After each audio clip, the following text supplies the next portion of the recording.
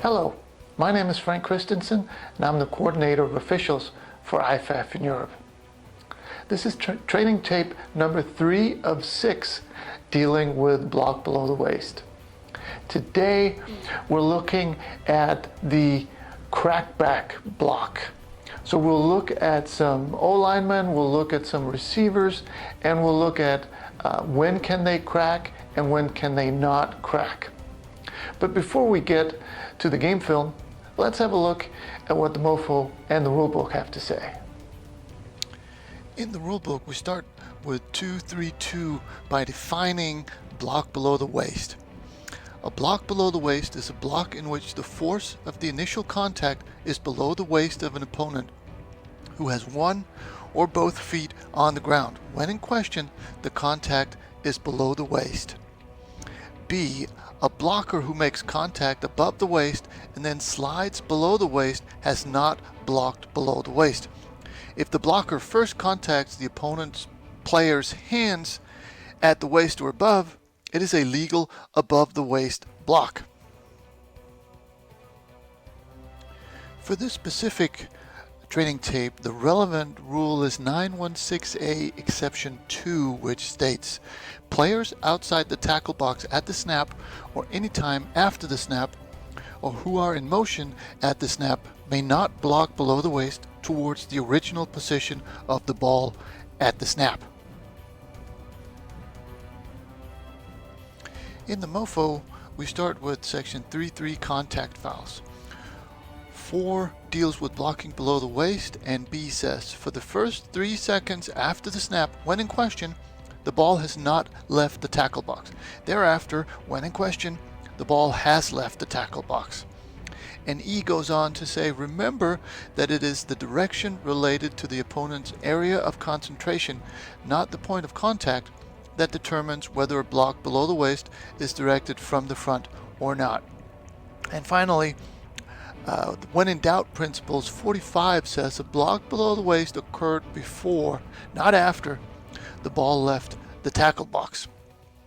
And that was the book. Now let's have a look at some game film. We're looking at the outside receiver at the top of the screen, and crackback blocks are typically done by receivers, so we'll look primarily at receiving blocks. And here the receiver, he goes low and he goes towards the middle of the field, which is technically called the original position of the ball.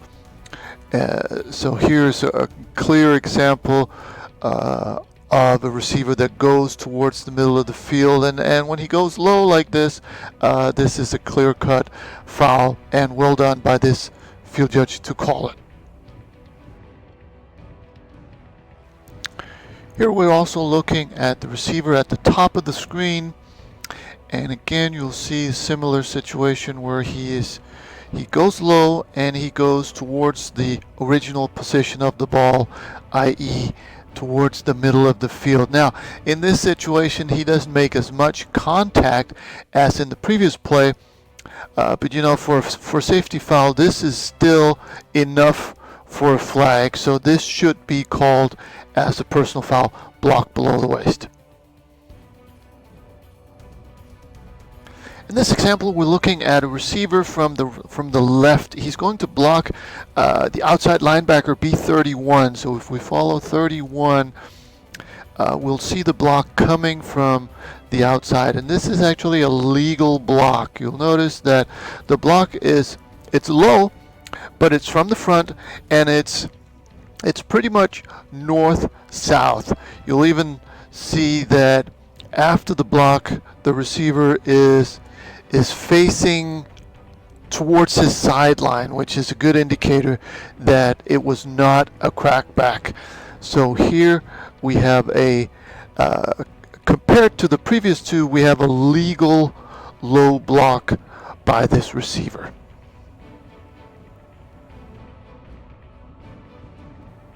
We're looking at the receiver at the top of the screen, and he is going to come towards the middle of the screen. He is going to go low, but no contact means no foul.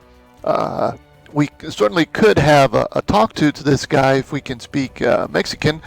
But again, if there's no contact, there is no foul, even though this most likely would have been a foul for a crackback had he made contact. Here's another example of where the receiver really tries to do something illegal, but he gets bailed out. We're looking at the receiver on the left side of the screen, and he's going to come in and really try to do a crackback. He's going towards the original position of the ball.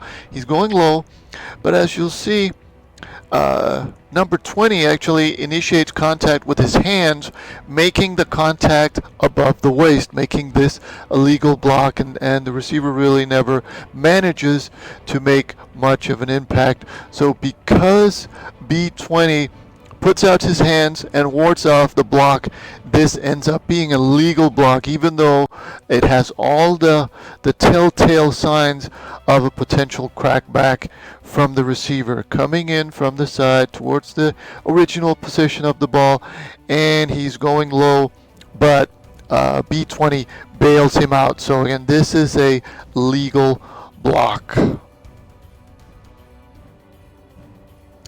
Crackbacks are typically by the receivers, but here every once in a while we get a lineman, and here we're looking at the guard closest to the camera. He's going to pull to this side of the field, and he's going to come back and go low towards the original position of the ball. You'll notice how when he's lying there, his body is pointing more towards the middle and then towards the outside, certainly. But let's just break this down and have a look at how close this actually was to being legal. Because if he manages to stay in the tackle box and the ball is still in the tackle box, this would be a legal block. Also because the block happens right around the line of scrimmage. So ball is in position 4. So if we first, let's look at the ball.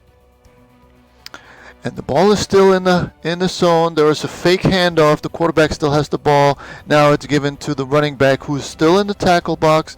Here comes the block, and the runner is still in the tackle box. He's right around position 1. So the ball is still in the tackle box at least. So that's squared away. Now let's have a look at the player. He comes around here, and it does appear right here that he does leave the tackle box. Now, if he had been able to stay within the tackle box, this would have been a legal crackback block. But since he just leaves the tackle box, now he can no longer crack back, making this an illegal block. But it was very, very close, and it's just an illustration that once in a while we get the lineman coming out and then going back towards the grain for a crackback block. But typically these are done by receivers. So that was the training tape. I hope you found something you can use on the field.